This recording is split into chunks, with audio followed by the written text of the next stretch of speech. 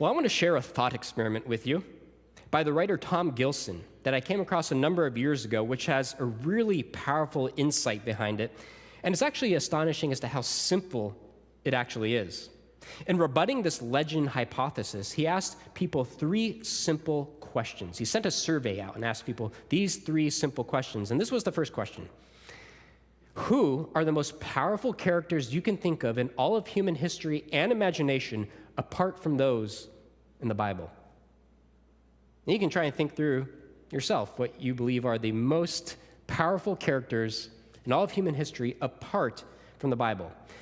The most common answers he got back, and by the way, this includes literature, mythology, film, TV, comic books, it doesn't matter. And he defines power in this context as the ability to do and or obtain whatever one wants without constraint.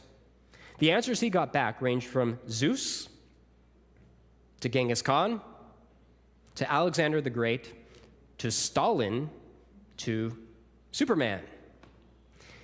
The second question was similar.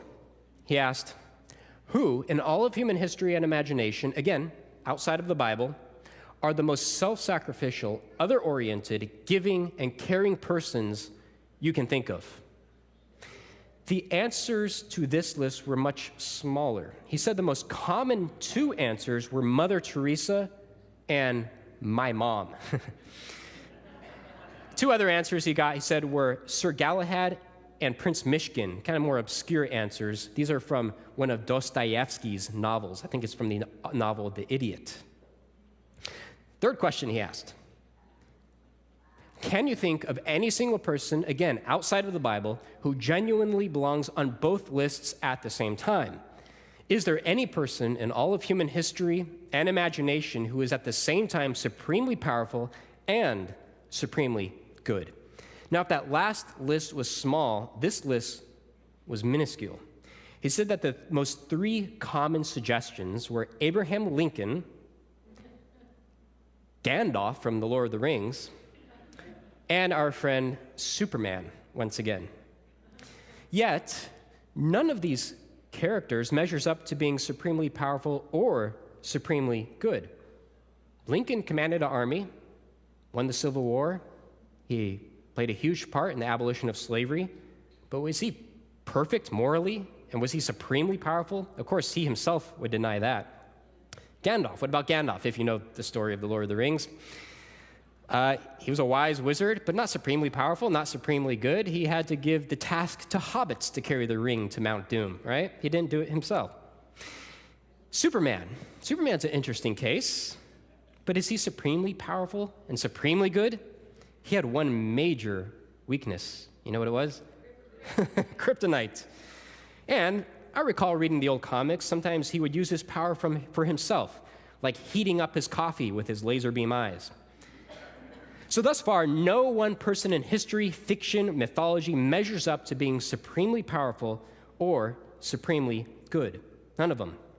Now, of course, we could make up a character right now. We could call this character, I don't know, we'll call this character Jimmy. Jimmy is supremely powerful. Jimmy is supremely good. There, we did it. We just did what no other authors have done. But Tom Gilson says, not so fast. To flesh this character out, to make him real, to make him compelling, that's something that no author has ever done in the history of human literature. Whether they were unable to do so, or whether they chose not to do so, I don't know. But it remains that if any one author were to create such a character, it would have to be among the greatest literary geniuses of all time. Greater than Shakespeare, greater than Dostoevsky, greater than Homer. And it turns out there is only one character in all of literature that does measure up to being supremely powerful and supremely good. Jesus of Nazareth. So if Lord Acton's dictum is correct, that absolute power corrupts absolutely, then Jesus, the one person who possessed absolute power, actually turns this dictum on its head. So Tom Gilson says this, in short, the man portrayed in the Gospels as the eternal Savior of the world must necessarily be a towering figure, as much among literary characters as among historical figures. Jesus is that extraordinary. So what's the point of this thought experiment? If Jesus is a mere legend, if he never really said the things that the writers of the Gospels said he said? This would require us to believe that the writers of the Gospels, who were mostly poor, mostly uneducated, were the greatest literary geniuses that we have ever seen, geniuses of unprecedented caliber. But such a view just breaches the boundaries of credulity. The most probable explanation is much more simple. Jesus is who the Gospels claim him to be. The writers were not geniuses. They were simply recording the facts as they knew them. Now, is this a knockdown argument, a knockdown historical argument for the identity of Jesus? Perhaps not, but I think it's a compelling piece of evidence. The most reasonable supposition is that Jesus is who the writers of the Gospels claim him to be. He was who Peter claimed him to be, the Christ, the Son of the living God. So first point, identity determines purpose. Second point, Jesus is the messianic Son of God. You might be wondering, how are those two related? They just seem like two random points. Well, that's what this next one is for. Let's look at that third point. I want to turn to an interesting story. It's an account of a man who went through an intense period of struggle as he faced an issue concerning the identity of Jesus and how it related really to his own identity. And it's surprising that it happened to this man of all people. Do you ever have any doubts, any spiritual doubts at all? Maybe do you ever have any doubts about whether Jesus really is the Son of God?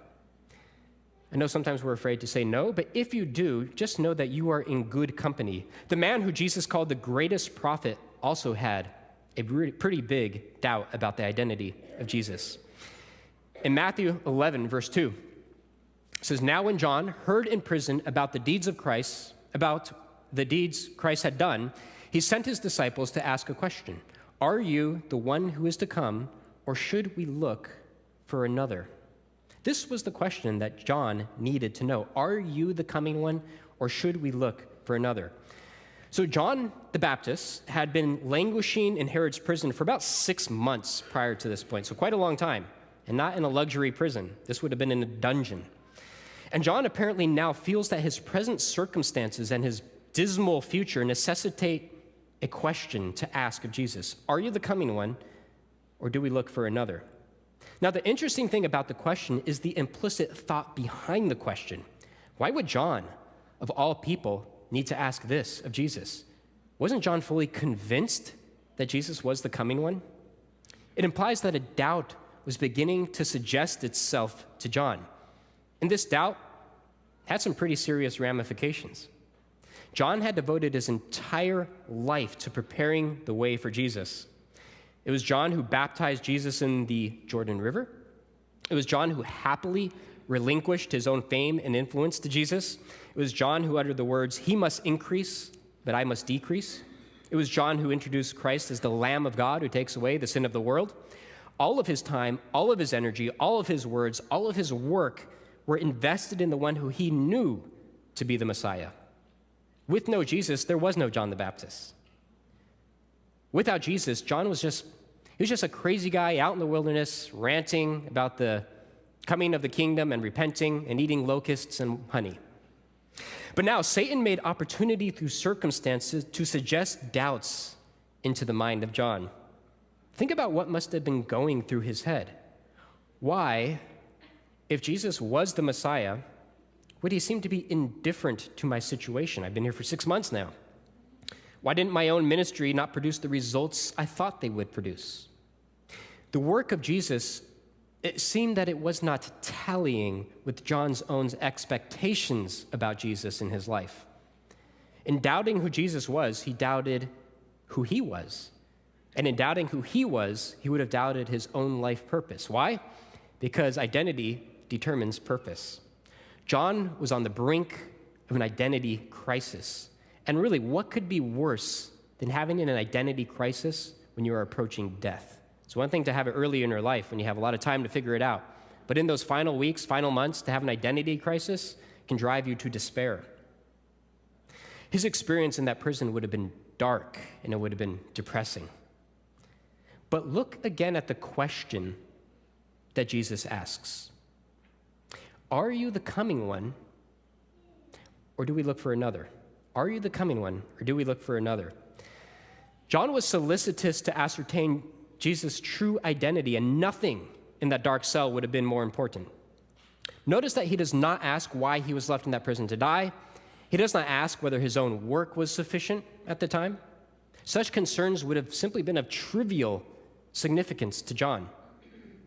There was only one question that mattered at the time. Who is Jesus of Nazareth? That's it. That's the only thing that mattered to John. Everything, including John's own identity, depended upon the answer to that one question. I don't have the answer up here, but Jesus does answer John by sending his disciples back to him and says, basically, I'm the guy. He quotes a messianic prophecy, one that John would have been very familiar with, which answers in the affirmative. Don't worry, John, I am the Messiah. I am the coming one. You see, John knew that we get our identities by identifying. He knew the right question to ask. And in receiving an answer to the question, who are you? He would also receive an answer to the question, who am I? I'll say that one more time. In receiving an answer to the question, who are you? He would also receive an answer to the question, who am I? Why? His identity was dependent upon the identity of Jesus. His life was so absorbed into the life of Christ that nothing else mattered at that point in his life. Once John would have received that affirmative answer, his prison would become a palace. His despair would turn to joy. No circumstance, no situation, no environment could alter that mindset going forward. I suspect, it does not say, but I suspect that John died a fulfilled and happy man because he knew who Jesus was, and therefore he knew who he was as he approached his death. Now, I preached this message before, at least a variation of it, and I used to think that it was a sermon for those who were young, those who are still figuring out their life, those in their teens, those in their 20s. I've come to see that I think it's just as much a sermon for those who are older. Because look at John. Yeah, he was a young man, but he was approaching the end of his life. He was not at the beginning of his life. He knew his purpose in life, yet it was in those final hours when he needed to be reminded what mattered most in life.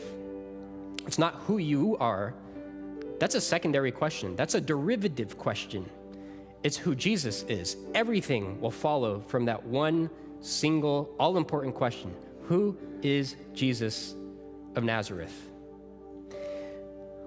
First point, identity determines purpose. Second point, Jesus is the Messianic Son of God. Third point, Jesus' identity determines your identity. We can shift the order of these actually to give it maybe a better logical flow here. First point, Jesus is the Messianic Son of God. That is the most important question, the most fundamental question you can ask. Second point, the identity of Jesus will determine your identity. Third point, from your identity will come purpose. First question, who is Jesus? Know that your identity hinges upon his identity, and out of that you will find your true purpose in your life. You remember at the beginning I said that we have identity insofar as we relate to other things? I think it's really simpler than that, actually. You have identity insofar as you relate to one thing. True identity only comes out of your relationship with Christ. So I invite you today to find yourself, especially going forward. It's a new year, you get a fresh start. We like everything to be fresh, right? Make this the year of the Lord for you. And the next year, make the next year the year of the Lord. 2025, make that the year of the Lord. But in 2023, 1 year at a time, make this the year of the Lord. Because if you do not find your identity in Jesus, you will only find one failed attempt after another. You'll be grasping at an identity which will continuously fail you. You're not defined by your career. You're not defined by your parents or your place of origin. You are only defined by your Lord.